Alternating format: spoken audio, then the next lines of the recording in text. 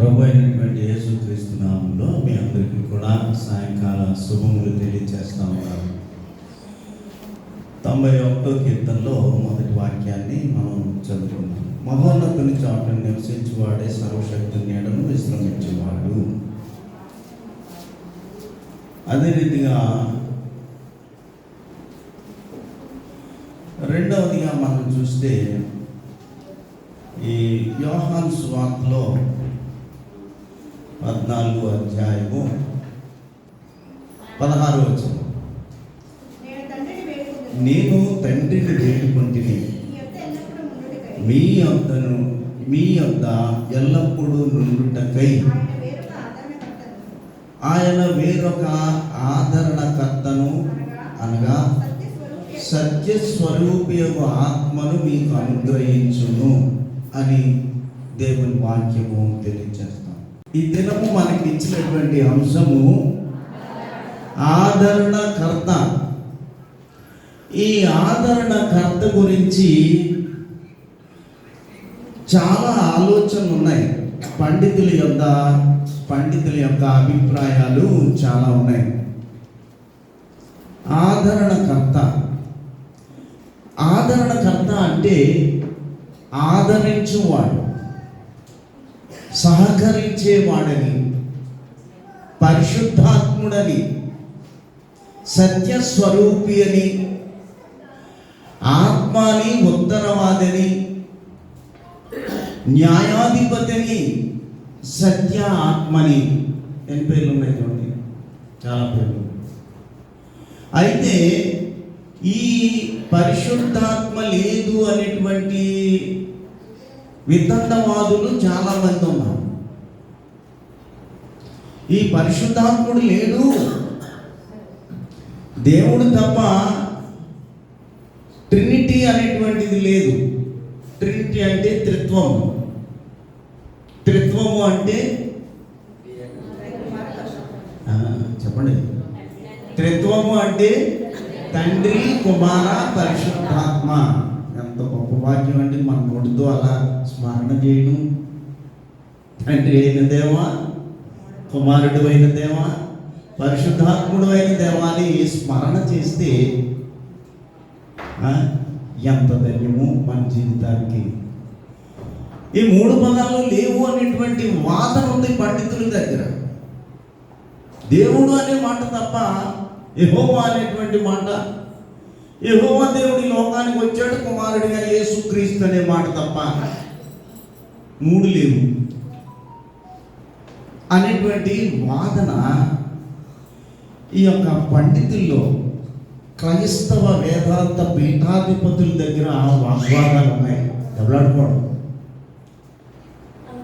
దెబ్బలాట ఎలాగంటే, ఈ క్రైస్తవ వాదము దేవుడున్నాడు, ఆయనకి యెహోవా అని, క్రీస్తున్నాడు, ఆయనకి అభిషక్తుడని, పరిశుద్ధాత్ముడు అనేటువంటి వాడు లేడు అనేటువంటి సత్యాన్ని వారిలో వారికి చరిత్రకారులైనటువంటి క్రైస్తవ పీఠాధిపతులు కొందరు వ్యతిరేకించారు. ఈ వ్యతిరేకించి వారిలో వారికి ఎంతో వాగ్వాదం వచ్చింది. ఈ అయోప్లాస్ అనేటువంటి ఒక వేదాంతి త్రిత్వం లేదు,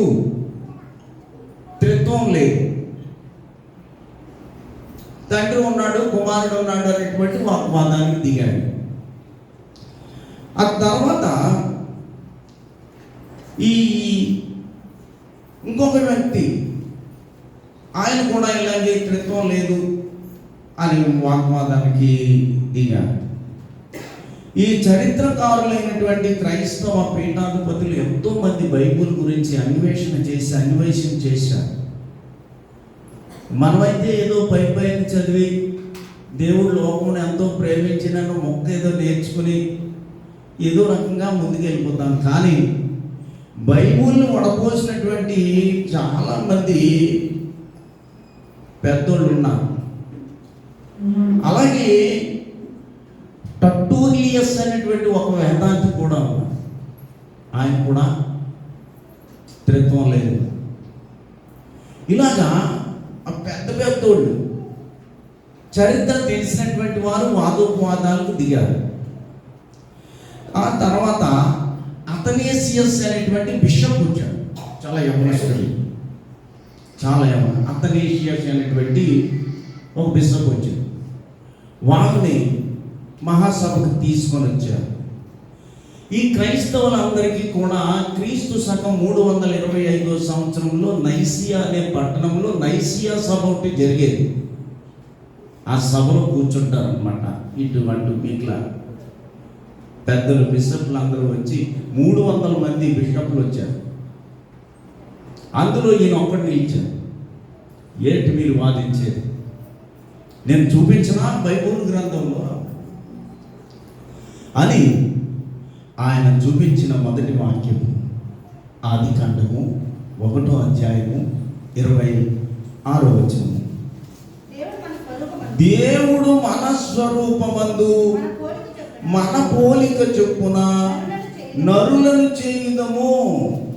వారు సముద్ర చేపలను, ఆకాశ పక్షులను, పశువులను, సమస్త జీవులను, భూమి మీద ఉన్న ప్రాంతం జంతువులన్నిటినీ కూడా అని అక్కడ ఒక వాక్యం చూపించారు. చాలా వాక్యాలు ఉన్నాయి కానీ 1-2 చూపించి ఆదరణకర్తలోకి నేను వెళ్ళాలని ఆశపడుతున్నాను.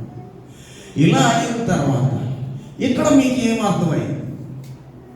ఆల్రెడీ ఒకసారి చెప్పిన్నానని నేను అనుకుంటున్నాను. అందుకనే దేవుడే మాట్లాడుతున్నాడు. ఇక్కడ ఏమని మాట్లాడుతున్నాడు? చదవండి. దేవుడు, అక్కడి స్టార్ట్ చేయండి. దేవుడు మాట్లాడుతున్నాడు. ఏమని మాట్లాడుతున్నాడు? మన స్వరూపమందు మన పోలికన. మన స్వరూపమందు మన పోలికన. తండ్రి ఉన్నాడు, కుమారుడు ఉన్నాడు, పరిశుద్ధ. మన పోలికన ఒక ఆధారం చూపించాడు. ఎవరైనా అతనీషియస్ అనేటువంటి గొప్ప వేదాంతుల మధ్య వచ్చింది ఈ సమస్య.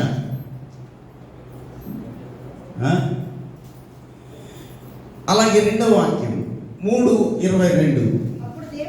అప్పుడు దేవుడైన యెహోవా ఇదిగో మంచి చెడ్డలను ఎరుగునట్లు ఆదాము మనలో, అక్కడేమన్నాడు? మన వంటి వాడు. ఇక్కడ మనలో, మన అంటే 2-3 మన వంటి వాడు. ఇక 11:7 మనము దిగిపోయి వారిలో ఒక్కరి మాట ఒక్కరికి తెలియకుండా చేసేద్దాం. యెషయా గ్రంథం 6వ అధ్యాయం 8వ వచనంలో ఇలా ఒక్కొక్కటి కూడా అనేక చోట్ల మనము అనేటువంటి మాటలు అక్కడ చూపించి ఆయన వారందరికీ కూడా మాట్లాడకుండా చేశారు. పరిశుద్ధాత్ముడు ఉన్నాడు, త్రిత్వం ఉన్నది. తండ్రి, కుమార, పరిశుద్ధాత్ముడు ముగ్గురు కలిసినటువంటి వాడే దేవుడు అనేటువంటి సత్యాన్ని ఈయన నిరూపించాడు. ఈ బిషప్ అనేటువంటి ఈయన ఎంతోమంది 300 మంది బిషప్లు వచ్చారు. వాళ్ళందరి మధ్య కుమారుడు, తండ్రి, పరిశుద్ధాత్ముడు ఉన్నాడు అనేటువంటి సత్యాన్ని తెలియజేసి ఉన్నాడనే సత్యాన్ని వాక్యం ద్వారా నేను తెలియజేస్తాను. కాబట్టి ఇప్పుడు మనము ఆదరణకర్త అంటే పరిశుద్ధాత్ముడు,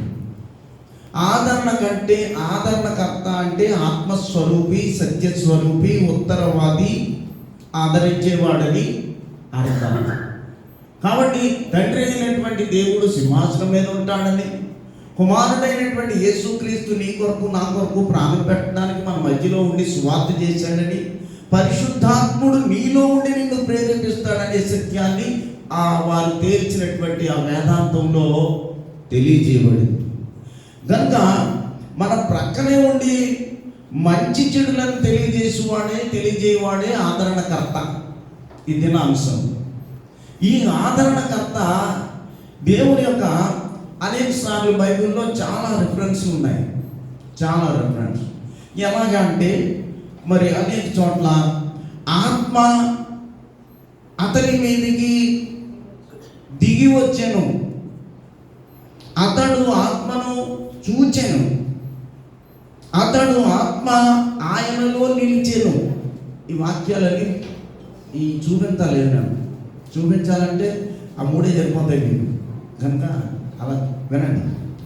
కనుక ఆత్మ అతని మీద నిలిచినని, ఆత్మ వారి మీద వారిని నడిపించినని, ఆత్మ అతనికి తోడుగా ఉండేనని, ఆత్మ బోధించినని, ఆత్మ నడిపించినని, ఆత్మ ఆశీర్వదించినని, ఇలాంటి వచనాలన్నీ కూడా పరిశుద్ధ గ్రంథంలో.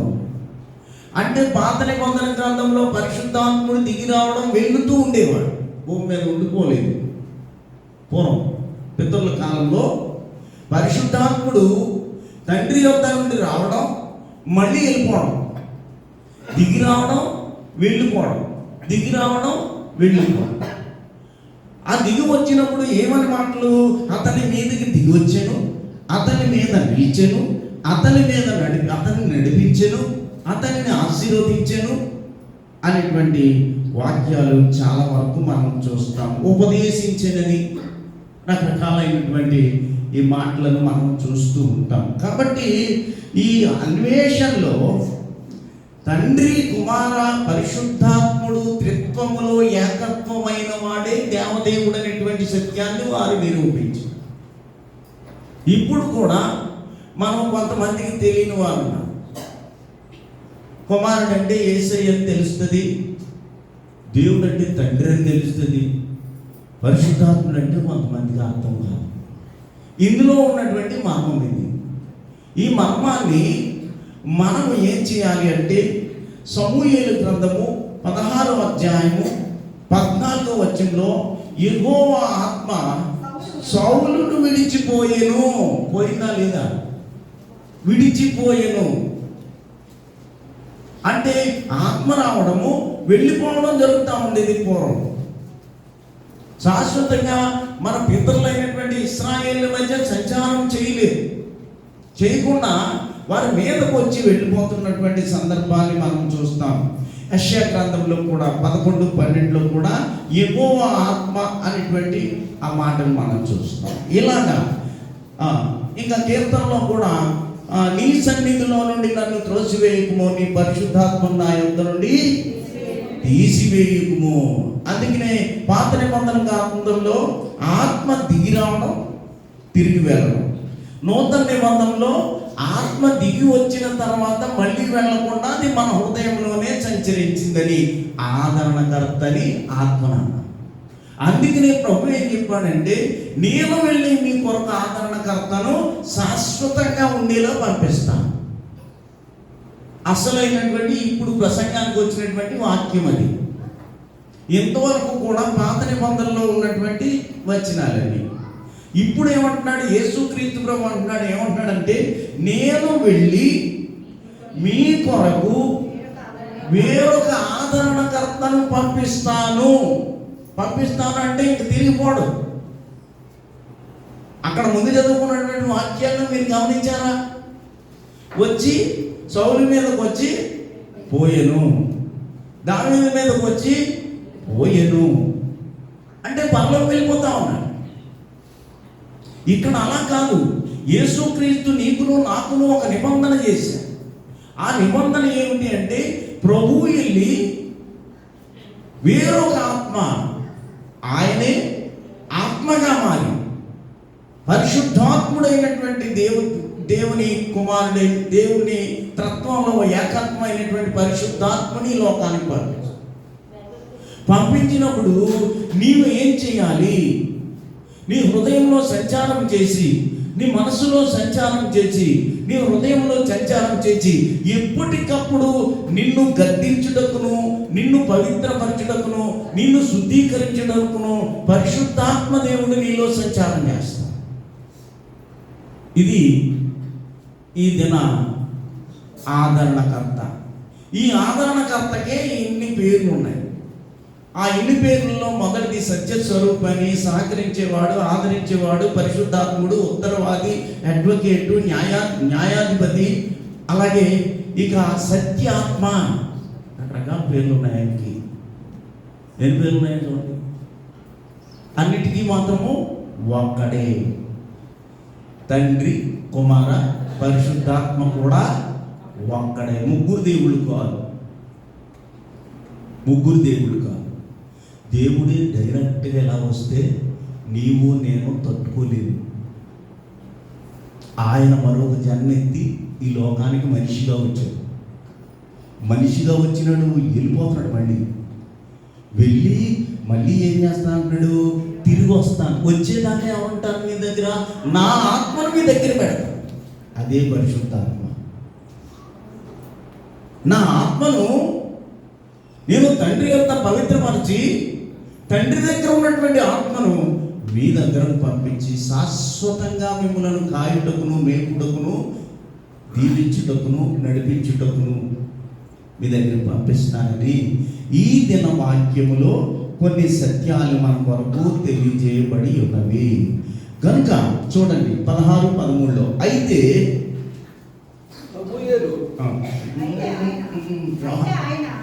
యోహానులో పోటీ. అయితే ఆయన సత్యస్వరూపి అయిన ఆత్మ వచ్చినప్పుడు మిమ్మును సర్వ సత్యములోనికి నడిపించును.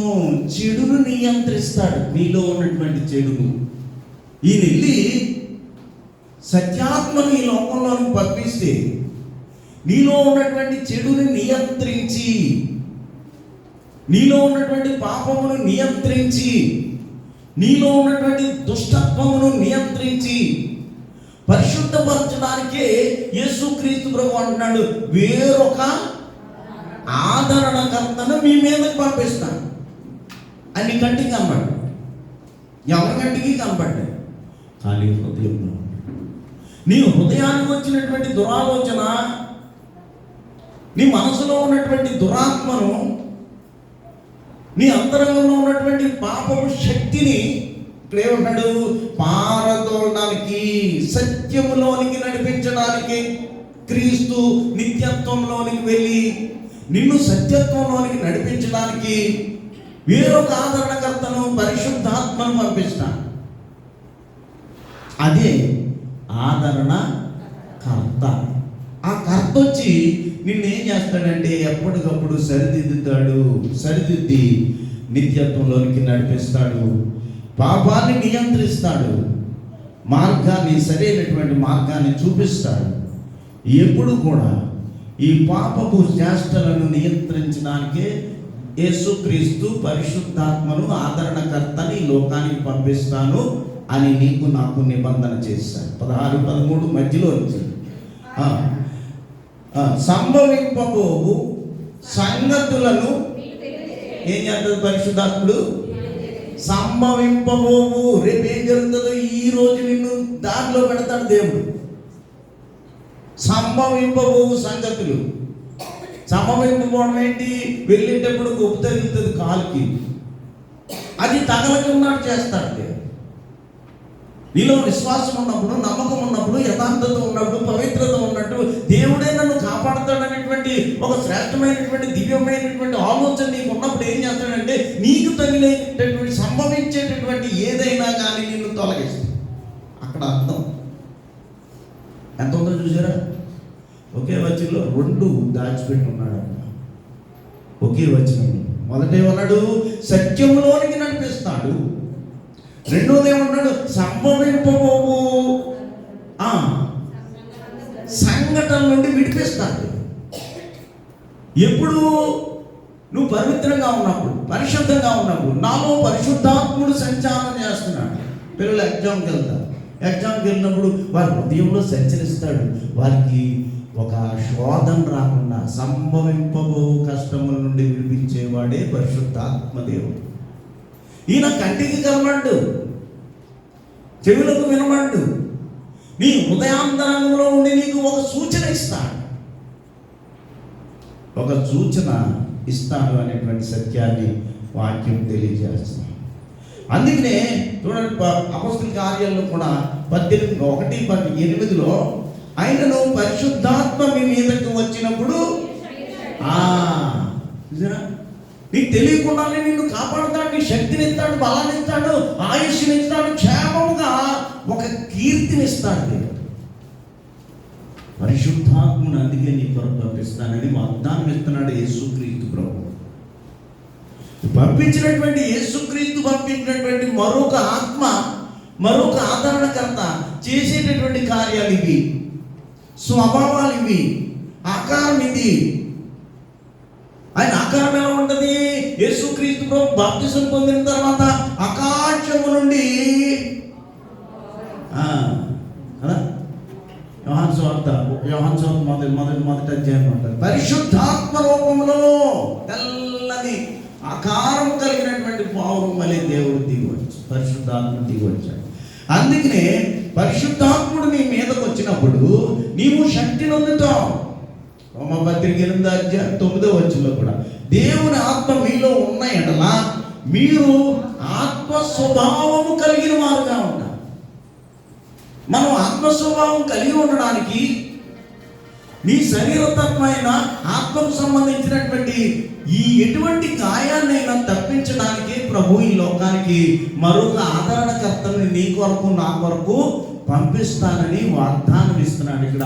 అందుకే ఇచ్చినటువంటి అంశము ఆదరణ. అటువలే 8:26 కూడా, 8:26 కూడా అటువలే ఆత్మయు మన బలహీనతయు చూచి ఎప్పటికప్పుడు సహాయం చేస్తాడట. సహాయం చేస్తాడు. నీ బలహీనతను చూచి, నీలో ఉన్నటువంటి బలహీనతలను తొలగించి పరిశుద్ధాత్మ దేవుడు ఏం చేస్తాడంటే, ప్రత్యేకంగా మనము పరిశుద్ధాత్మ అనేటువంటి ఆదరణకర్తను కూర్చే మాట్లాడుకుంటున్నాం. మనం ఇప్పుడు చాలా లోతుగా ఆలోచించాలి. ఈ పరిశుద్ధాత్మ గురించి మాట్లాడాలంటే, వినాలంటే, అర్థం చేసుకోవాలంటే మనసును పెద్ద చేసుకోవాలి. ఏం చేయాల? పెద్ద చేసుకోవాలి. అందుకనే ఏదంటే యేసుప్రభు చేశాడు, కుష్ఠరోగులు బాగు చేశాడు, మరి గుడ్డివారికి కాళ్ళు ఇచ్చారు, ఆయన శిలువలో ప్రాణం పెట్టి 2 కాళ్ళ చేతుల్లో 2 కాళ్ళలో, అదే రీతిగా తల మీదకి మొండల కిరీటం, పక్కలో బల్లెపోటు, ఇవన్నీ చెప్తుంటే క్లియర్గా అర్థమైపోతాయి. కానీ పరిశుద్ధాత్మను గురించి మాట్లాడేటప్పుడు చాలా జాగ్రత్తగా మాట్లాడాలి. పరిశుద్ధాత్మ ప్రేరణ వినేవాళ్ళు ఉండాలి, పరిశుద్ధాత్మ ప్రేరణ చెప్పేవాళ్ళు. అప్పుడే ఇందులో ఉన్నటువంటి మర్మ సంబంధమైనటువంటి విషయాలు నీవు గ్రహించగలవు, నేను అన్వయించుకోగలను, నేను చెప్పగలను. చదివి తెలుసుకొని మీకు చెప్పడానికి ప్రయత్నం చేయాలి. అందుకనే ఇక్కడ అంటా ఉన్నాడు, సహాయము చేయుచున్నాడు. ఎలాగనగా మనము యుక్తముగా ఎలాగున ప్రార్థన చేయవలెనో మనకు తెలియదు కానీ ఉచ్చరింప శక్యము కానీ మాటలు మూలుగుతో ఆ ఆత్మ తానే మన పక్షముగా విజ్ఞాపన చేయుచున్నాడు. మనం ఎప్పుడు చూసినా యేసుక్రీస్తు ప్రభు తండ్రి యొక్క కుడిపార్శ్వమును కూర్చుని నీ యొక్క పాపములను కూర్చి, నీ యొక్క శాపములను కూర్చి, నీ యొక్క దుఃఖమును కూర్చి, నీకు ఉన్నటువంటి కష్టమును కూర్చి, నష్టమును కూర్చి యేసుక్రీస్తు ప్రభు తండ్రి యొక్క కుడిపార్శ్వమును కూర్చుని విజ్ఞాపన చేస్తాడు, విన్నపం చేస్తాడు, అంగలాడుతాడు, తండ్రి అనేటువంటి దేవుడికి చెప్తాడు అనేటువంటి సత్యాన్ని మనం ఎప్పుడూ కూడా ఆలోచన చేస్తూ ఉంటాము, చెబుతూ వింటే ఉంటాము. అదే తెలుస్తూ ఉంటుంది మనం. ఇక్కడ పరిశుద్ధాత్మ దేవుడు కూడా ఏం చేస్తాడని ఉంది, ఇక్కడ విజ్ఞాపన మూలుగుతాడంట తండ్రి వద్ద. ఎందుకంటే నీలో ఉన్నాడు కాబట్టి నీకు కాలుకు కష్టం వచ్చినా, కన్నుకు కష్టం వచ్చినా, నోటికి కష్టం వచ్చినా, చెవికి కష్టం వచ్చినా, చేతులకు కష్టం వచ్చినా, నీ హృదయానికి కష్టం వచ్చినా, నీ అంతరంగానికి కష్టం వచ్చినా, నీకు శ్రమ వచ్చినా, దుఃఖం వచ్చినా, ఆర్థిక ఇబ్బంది అయినా, శారీరక ఇబ్బంది అయినా, ఏదైనప్పటికీ కూడా దేవునికి అక్కడ తెలియజేస్తాం. విజ్ఞాపన చేయుచున్నా, నీకు తెలియకుండా జరిగే కార్యం ఇది. అప్పుడు నీ హృదయంలో వేదన పడతావు. ఒక్కొక్కసారి నీకు తెలీదు, నాకు ఎందుకో వేదనగా ఉంది, వేళ నేను మాట్లాడలేకపోతున్నాను, నేను పలకరించలేకపోతున్నాను అంటే పరిశుద్ధాత్ముడు నిన్ను అల్లకల్లోలం చేస్తున్నాడు అన్నమాట. అలాగా అని చూడండి, ఎక్కడ ఎంత ఉచ్చరింప శక్యము గాని మూలుగుతో ఆ ఆత్మ తానే మన పక్షముగా విజ్ఞాపన చేస్తున్నాడు. మనం చెప్పలేము ఆ విధాన్ని, ఆ విధానాన్ని. ఎప్పుడో యాక్సిడెంట్ అయింది అనుకోండి, చూసేవరకు ఎలా జరిగింది బాబోయ్ నేను చెప్పలేను, అంత దారుణమో, చెప్పసఖ్యము కాని మాటలు, చెప్పసఖ్యము కాని. కనుక ఆదరణకర్త ఈ రీతిగా మాట్లాడుతూ ఉన్నాడు. ఇంకా మన బలహీనతలలో మనకి సహాయం చేయువాడే పరిశుద్ధాత్ముడు. వేదనకరంగా ఉన్నప్పుడు నిన్ను బలపరచువాడే పరిశుద్ధాత్ముడు. ఈ పరిశుద్ధాత్ముడు యోహాను సువార్తలో మాట్లాడుతూ 14:26 ఆదరణకర్త అనగా తండ్రి నా నామమున పంపబోవు పరిశుద్ధాత్మ. అంటే ఇప్పుడు అర్థమైంది ఆదరణకర్త అంటే ఏంటో. అది ఆదరణకర్త అంటే పరిశుద్ధాత్మ. తండ్రి దేవదేవుడు యేసుక్రీస్తు పేరట పంపేటటువంటి వాడే పరిశుద్ధాత్ముడు, ఆదరణకర్త, సత్యాత్మ. కాబట్టి ఈ ముగ్గురు గురించి మనం ఎవరన్నా అంటున్నప్పుడు ఏదో అనేసాడు అనుకుంటాం, కానీ ఇంత వివరంగా ఆలోచించినప్పుడు తండ్రి ఎవరని, కుమారుడు ఎవరని, పరిశుద్ధాత్ముడు ఎవరని మనం కూడా ఇతరులకు బోధించేలా ఉన్నాం. ఇక్కడ అర్థమైతే కానీ మనం బయట చెప్పలేం. ముందు నాకు తెలిస్తే కానీ మీకు తెలియదు, మీకు తెలిస్తే కానీ అవతలవాడు తెలియదు. అందుకనే ఇక్కడ మనం ఏం చేయాలా, ప్రతి విషయాన్ని కూడా ఎంత తక్కువ ఉంటే అంత బాగా చిక్కగా ఉంటుందంటారు కదా. ఏంటి మళ్ళీ కాదు, పాలు కూడా అంతే కదా. నీళ్ళు తక్కువ కలుగుతాడు. ఇప్పుడు జనాలు తక్కువ ఉన్నారు కాబట్టి ఇలాంటి విషయాలే మనం మాట్లాడుకోవాలి ఎప్పుడు కూడా, ఏమండి. అందును కాబట్టి ఇక్కడ మాట్లాడుతున్న మాట, తండ్రి యొక్క ఆత్మ నీకు నాకు బోధించేది కాదు. ఆ మాట పూర్తి చేద్దాం. ఆదరణకర్త అయిన అనగా తండ్రి నామమున పంపబోవు పరిశుద్ధాత్మ సమస్తమును మీకు బోధించి నేను మీతో చెప్పిన సంగతులన్నింటినీ మీరు జ్ఞాపకం చేస్తారు. దేవుని యొక్క దినదినము దేవుని గుడికి రావాలని ఎవరు జ్ఞాపకం చేస్తున్నారు అన్నమాట నీకు. 40 దినాల్లో మానకూడదని ఎవరు జ్ఞాపకం చేస్తున్నారు? ఇప్పుడు దేవుని సన్నిధిలో నిత్యము నేను ఈ 40 దినాలు వెళ్ళి శ్రేష్టమైన దాన్ని నేను ఆశీర్వాదాన్ని పొందుకోవాలని, దేవుని కృపను పొందాలని, దేవుని ఆశీర్వాదం పొందాలని, నేను నా పిల్లలను, నా కుటుంబమును, నా అన్నదమ్ములు, నా అక్కచెల్లెలు, నా తోబుట్టులు అందరూ కూడా క్షేమంగా ఉండాలని ఎవరు ప్రేరేపిస్తున్నారు? ఇప్పుడు పరిశుద్ధాత్ముడే ప్రేరేపిస్తున్నారు.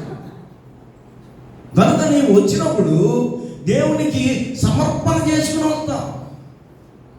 నీకు నువ్వుగా లేవడం కాదు. ఇక్కడ నువ్వు లేచినప్పుడు ఆ పరిశుద్ధాత్ముడు మరి బ్లెస్సింగ్ని ప్రేరేపించినప్పుడు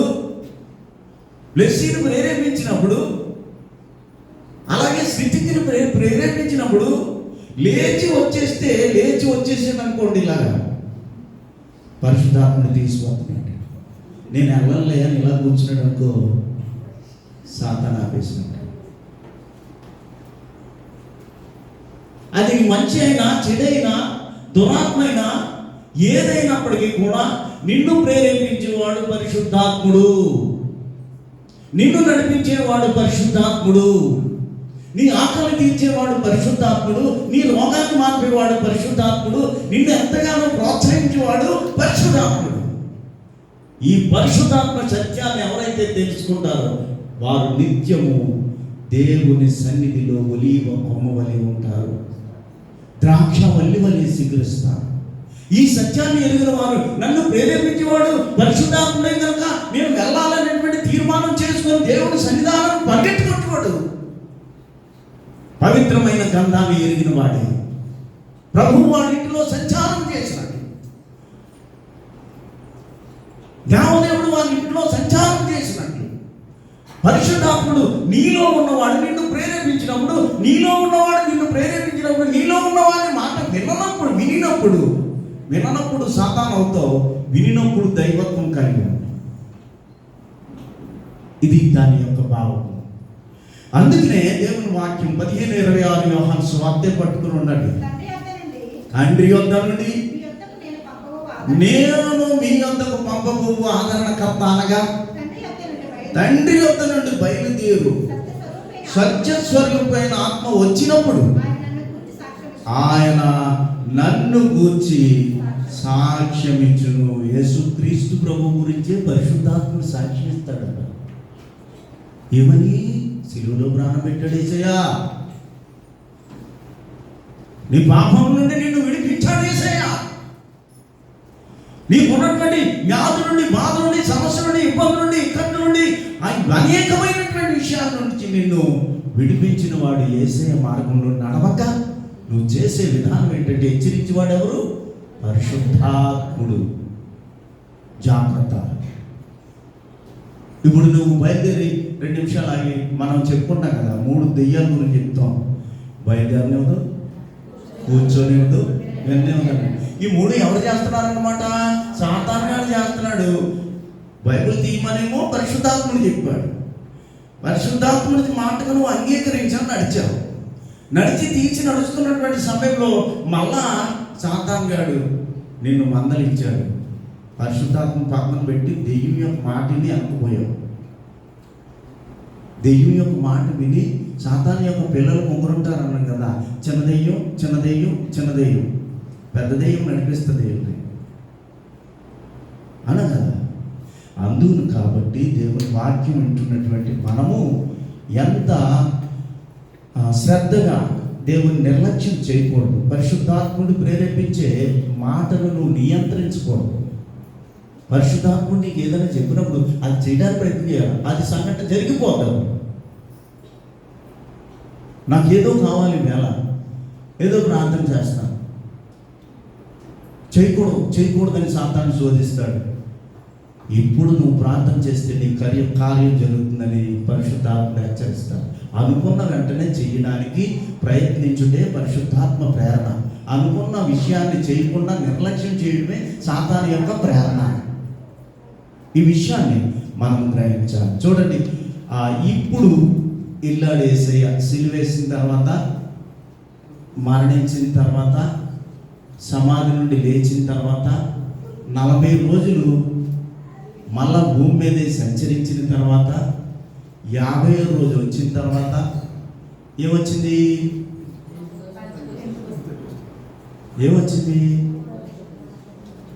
ప్రభు సిలువేశాము. వేసేసారు వాళ్ళు, మనందరూ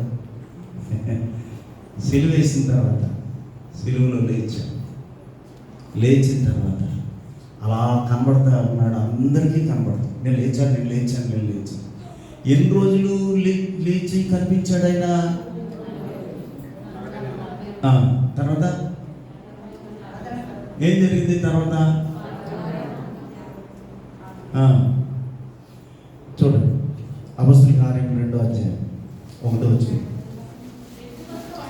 పెంతెకొస్తు పండుగ దినము వచ్చినప్పుడు అందరూ ఒకే చోట కూడి ఉండిరి. అప్పుడు వేగముగా వీచు బలమైన గాలి వంటి ఒక ధ్వని ఆకాశము నుండి అకస్మాత్తుగా వారు కూర్చుని ఉన్న ఇల్లంతయు నిండెను. 50వ రోజుని పెంతెకొస్తు రోజు అంట. యేసుప్రభు లేచాక ఈస్టర్ తర్వాత 50వ రోజుని పెంతెకొస్తు. ఆ రోజు పరిశుద్ధాత్మని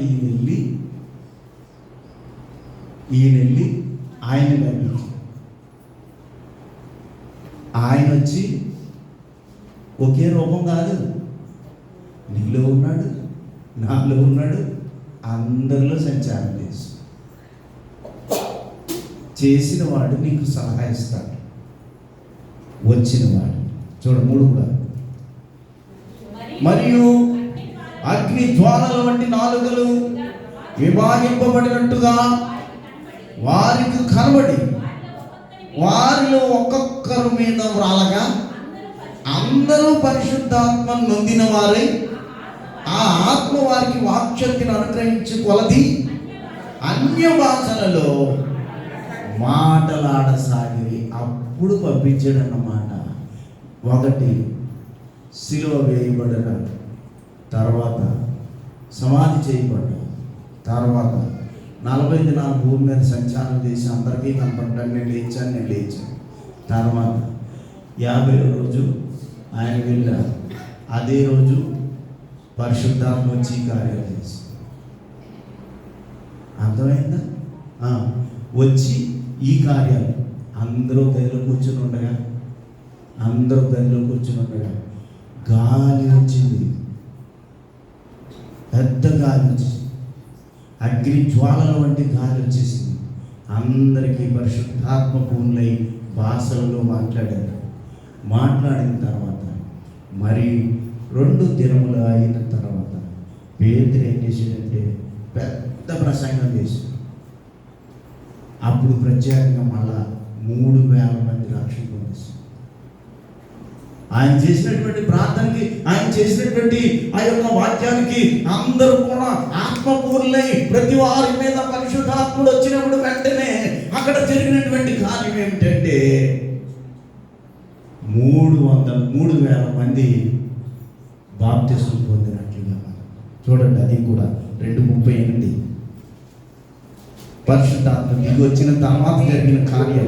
ఆ పేతురు, మీరు మారు మనసు పొంది పాప క్షమాపణ నిమిత్తము ప్రతివాడు యేసుక్రీస్తు నామమున బాప్తిస్మం పొందుడి, అప్పుడు మీరు పరిశుద్ధాత్మ అను వరమును పొందుదురు. పేతురు గొప్పతనం కాదు, ఇక్కడ ప్రసంగం చేసేవాడు గొప్పతనం కాదు. పరిశుద్ధాత్ముడు పేతురులోకి వచ్చి 3000 మంది ఒకే పూట రక్షింపబడ్డారు. దిగి వచ్చిన వాళ్ళు ఎవరు? పరిశుద్ధాత్ముడు. పంపించిన వాళ్ళు ఎవరు? యేసు ప్రభు. వెళ్ళి ఎక్కడ కూర్చున్నారు? తండ్రి కుడిపార్శ్వమున కూర్చుని పరిశుద్ధాత్మను అభిషేకించి కిందకు పంపించినప్పుడు అక్కడ వారి మీద వచ్చినప్పుడు ఒక గదిలో కూర్చున్నారు. అందరూ భయపడిపోతున్నారు. అపస్తులు అందరూ ఎవడు గుడ్డెత్తాడు. గదిలో ఉండగా పరిశుద్ధాత్మ దేవుడు వచ్చాడు. అక్కడ కొన్ని కార్యాలు భాషల్లో మాట్లాడారు. ఆ తర్వాత పేతురు ప్రార్థన చేసినప్పుడు చూడండి, 41 కూడా చదవండి. చివరికి వచ్చామా? ఆ దినమందు ఇంచుమించు 3000 మంది చేర్చబడి వీరందరూ అబద్ధుల బోధ యందును సహవాసమందును రొట్టె విరుచుట యందును ప్రార్థన చేయటి యందును ఎడతెగక ఉండిరని దేవుని వాక్యము తెలియచేస్తూ ఉన్నది. ఎడతెగక ప్రభు పరిచయం చేశారు వారందరూ కూడా. దేవుని సేవ అప్పటి నుంచి బలముగా జరిగింది. ప్రభు అంటే వెళ్ళాడు నిత్యాత్మలోనికి, తండ్రి అయిన దేవుని దగ్గరికి యేసుక్రీస్తు ప్రభు వెళ్ళి ఉన్నాడు. కానీ దిగి వచ్చిన వాడు బలవంతుడు, దిగి వచ్చిన వాడు శక్తిమంతుడు, దిగి వచ్చిన వాడు అద్వితీయుడు, దిగి వచ్చిన వాడు పరిశుద్ధాత్ముడు, సత్యస్వరూపి, సత్యాత్మ. ఈ ఆత్మ ప్రతి వారిని ప్రేరేపించి సంఘము బలముగా నిలబడి కట్టబడింది. ఇదే సంఘం. అప్పుడు కట్టబడినటువంటి సంఘం ఇది. ఆనాటి నుండి దేవుడు ఈ రీతిగా నడిపించుకొస్తున్నాడు. ఆ గదిలోనేమో అందరూ ఆత్మ పొందారు. ప్రతి వారి మందికి అగ్ని జ్వాలల వంటి జ్వాలలు వచ్చి గాలి వచ్చింది. బయటకు వచ్చేసరికి పేతురేమో ప్రసంగం చేశాడు. 3000 మంది రక్షణ పొందారు. వెంటనే సంఘము ఏర్పడి ఉన్నది. సంఘము ఏర్పడిన తర్వాత దేవుని యొక్క మాటను అక్కడ రాయబడి ఉన్నది. కనుక దేవుని యొక్క ఆత్మ వారి మీదకు వచ్చినప్పుడు వారు దేవుని యొక్క ఆత్మ చేత ప్రేరేపింపబడి ఒక్కొక్కడు రక్షణ పొంది సంఘము నాటికి నేటికి కట్టబడిన సంఘము కట్టబడినట్లుగానే నిలువబడి ఉన్నది. ఆ సంఘమే ఈ సంఘం. ఈ సంఘమే ప్రభు యొక్క పక్క టెముకలలో నుండి పుట్టినటువంటి సంఘం. ఈ సంఘానికి చావు లేదు, ఈ సంఘానికి సమాధి లేదు. ఈ సంఘం ఎల్లప్పుడూ కూడా వర్ధిల్లుతూనే ఉంటుంది, ఎల్లప్పుడూ కూడా చిగురుస్తూనే ఉంటుంది. ఇది ఒక ఒలీవ కొమ్మ, ఇది ఒక ద్రాక్షవల్లి, ఇది ఒక శ్రేష్టమైనటువంటి పరిశుద్ధ ఆత్మ చేత కట్టబడినటువంటి దివ్యమైనటువంటి సంఘమే. ఆ సంఘమే ఈ సంఘం. ఇంకను ప్రభు సన్నిధిలో అభివృద్ధి చెందాలని, ఈ ఉత్తరవాది నీలోను నాలోను, ఈ పరిశుద్ధాత్ముడు నీలోను నాలోను, మనందరిలో కూడా ఉన్నప్పుడు సంఘము దినదినము అభివృద్ధి చెందుతుంది. యెషయా గ్రంథము 11వ అధ్యాయం 12వ వచనంలో అక్కడ ఈ సంఘానికి ఇచ్చినటువంటి శ్రేష్టత చూడండి. యెహోవా ఆత్మ జ్ఞాన వివేకములకు ఆధారముగు ఆత్మ, ఆలోచన బలములకు ఆధారముగు ఆత్మ, తెలివిని యెహోవా యెడల భయభక్తులు గల భయభక్తులు పుట్టించు ఆత్మ. దేవుని సన్నిధానంలోకి వస్తే భయభక్తులు ఉండాలి. వచ్చేసి వెళ్ళామని కాదు. వచ్చిన తర్వాత దేవుని వాక్యం ఏ రీతిగా ఉన్నావు, ఎంతవరకు దేవుని వాక్యాన్ని స్వీకరించావు, ఎంతవరకు దేవుని యొక్క మాటలను ఇంకా అభ్యున్నాయి నడుస్తున్నావు. అందుకనే అక్కడ తెలియజేస్తున్నటువంటి మాట, జ్ఞాన వివేకములకు ఆధారమగు ఆత్మ ఈ సంఘంలో ఉన్నది. రెండోది, ఆలోచన బలములకు ఆధారమగు ఆత్మ ఈ సంఘంలో ఉన్నది. తెలివి భయభక్తులు కలిగినటువంటి పుట్టించు ఆత్మ ఈ సంఘంలో ఉన్నది. ఆత్మకు వ్యతిరేకంగా ఎవరైనా నడిస్తే వాడికి శ్రమ. ఇది క్రీస్తు రక్తము చేత కట్టబడిన సంఘము. ఇది క్రీస్తు రక్తము చేత ఆ దినము పుట్టినటువంటి ప్రభు యొక్క డక్కలో నుండి ప్రభు యొక్క పక్కడెంకల్లో నుంచి పుట్టినటువంటి సంఘము. దీన్ని పవిత్రపరచవలసినటువంటి బాధ్యత నీ మీదను నా మీదను ఉన్నది. పరిశుద్ధాత్ముడి అప్పటికప్పుడు నిన్ను హెచ్చరించినప్పుడు భయం కలిగి ఉండాలి, భక్తి కలిగి ఉండాలి.